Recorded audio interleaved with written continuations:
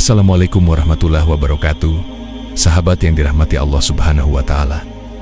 Di tengah panasnya gurun pasir Madinah, ketika kaum muslimin baru saja melalui peristiwa besar perang Khandaq, muncul sebuah pengkhianatan yang mengguncang kota suci itu. Kaum Bani Quraidah, salah satu kabilah Yahudi yang sebelumnya terikat perjanjian damai dengan Rasulullah Shallallahu Alaihi Wasallam, justru menusuk dari belakang di saat genting. Bayangkan, dalam suasana penuh ketegangan, kaum muslimin dikepung musuh dari luar. Namun ternyata bahaya yang lebih mengerikan datang dari dalam. Sebuah pengkhianatan yang hampir saja meruntuhkan pertahanan Islam pada bulan Zulqa'dah itu kini tercatat dalam sejarah sebagai salah satu peristiwa paling kelam sekaligus syarat pelajaran. Perang Bani Quraidah. Kisah ini bukan hanya sekadar peperangan, melainkan juga tentang kesetiaan, pengkhianatan, dan bagaimana Allah menolong hamba-hambanya yang berpegang teguh pada kebenaran.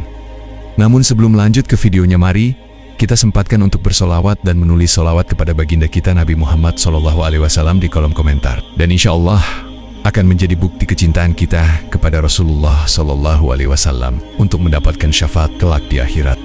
Dan saya banyak terima kasih kepada sahabatku semua yang telah like, komentar, dan subscribe ke channel ini. Saya doakan semoga kita semua dalam keadaan sehat walafiat dan diberi rezeki yang melimpah oleh Allah Subhanahu wa Ta'ala.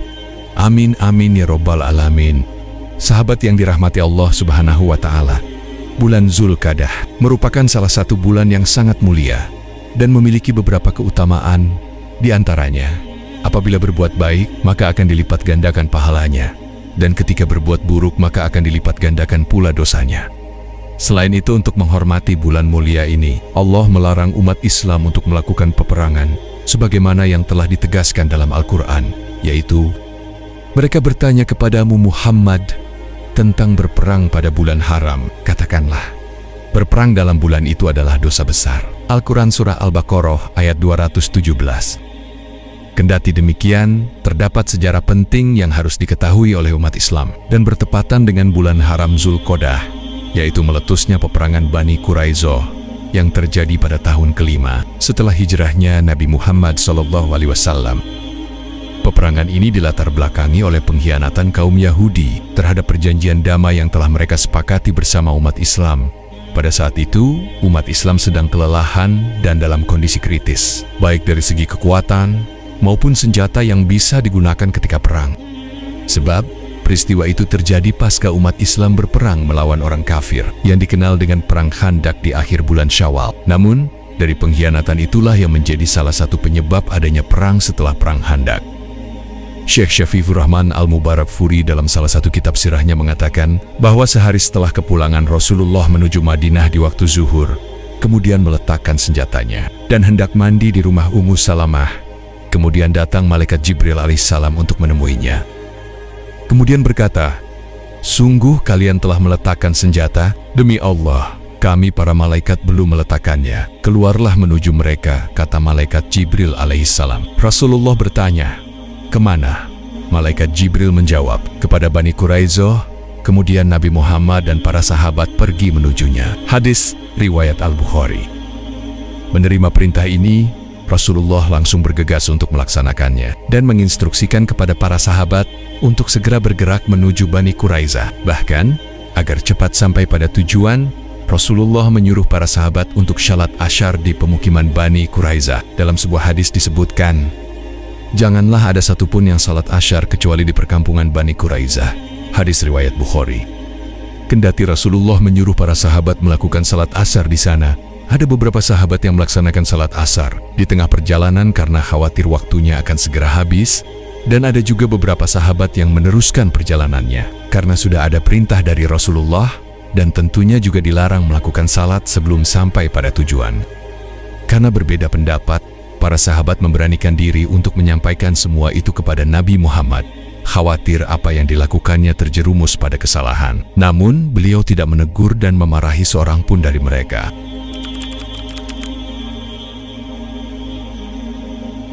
Syekh Muhammad Said Ramadan Al-Buti mengatakan dalam kitab sirahnya bahwa ketika tiba di pemukiman Bani Quraidah, Rasulullah dan para sahabat langsung mengepung Yahudi Bani Quraidah yang berlindung di benteng-benteng mereka selama 25 malam. Menurut pendapat lain 25 hari.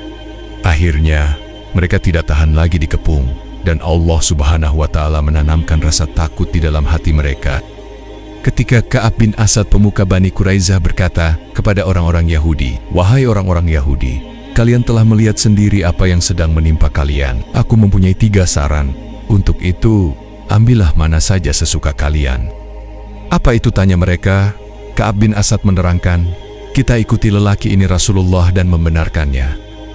Demi Tuhan, kalian sebenarnya sudah tahu bahwa dia benar-benar seorang nabi yang diutus, dan bahwa dialah yang disebut dalam kitab kalian. Jika saran ini diambil, nyawa kalian akan selamat. Begitu juga nyawa anak-anak dan istri-istri kalian." Namun, seorang dari mereka menyahut, "Sampai kapanpun, kami tidak akan meninggalkan hukum Taurat." Kemudian Ka'ab bin Asad lalu berkata, "Jika begitu, kita bunuh saja semua anak dan istri kita. Lalu kita keluar mendatangi Muhammad dan para pengikutnya dengan pedang terhunus. Jika kita binasa, biarlah kita binasa, karena kita tidak meninggalkan keturunan yang kita khawatirkan keselamatannya." Mereka menjawab, "Apa dosa orang-orang malang itu?" Ka'ab berkata lagi, "Jika saran ini juga kalian tolak, malam ini adalah malam Sabtu, semoga saja Muhammad dan para pengikutnya tidak akan menyerang, untuk memberi kita kesempatan beribadah di hari besar kita. Sebab itu, ayo kita turun dan serang mereka. Siapa tahu kita bisa menyergap mereka." Saran ketiga ini pun mereka tolak, namun pada akhirnya mereka menyerah dan tunduk di bawah keputusan hukum Rasulullah SAW.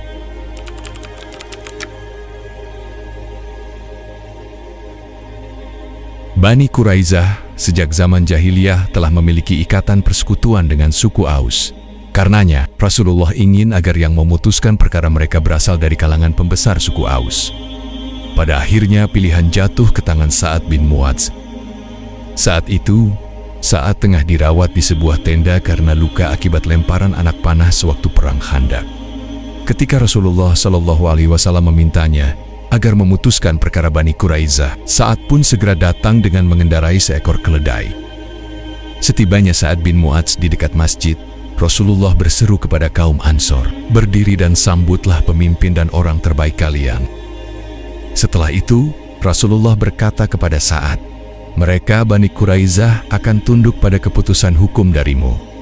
Lalu Sa'ad berkata, "Setiap orang dari mereka yang ikut perang Khandaq harus dibunuh, dan keturunan mereka dijadikan tawanan."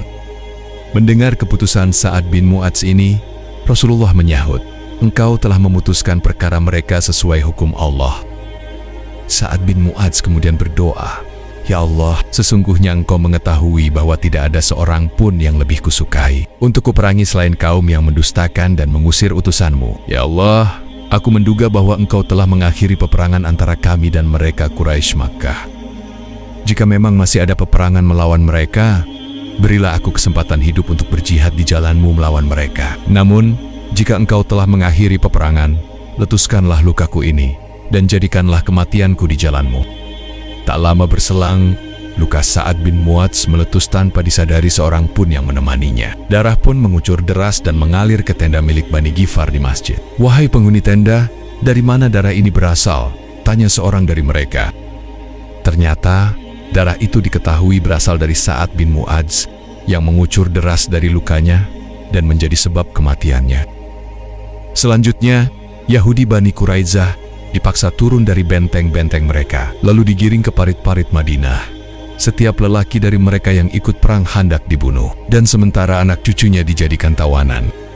Di antara mereka yang dihukum bunuh adalah Huyai bin Akhtab, seorang pembesar Yahudi Bani Nadir, yang berhasil membujuk Bani Quraizah untuk mengkhianati perjanjian dan melanggar kesepakatan.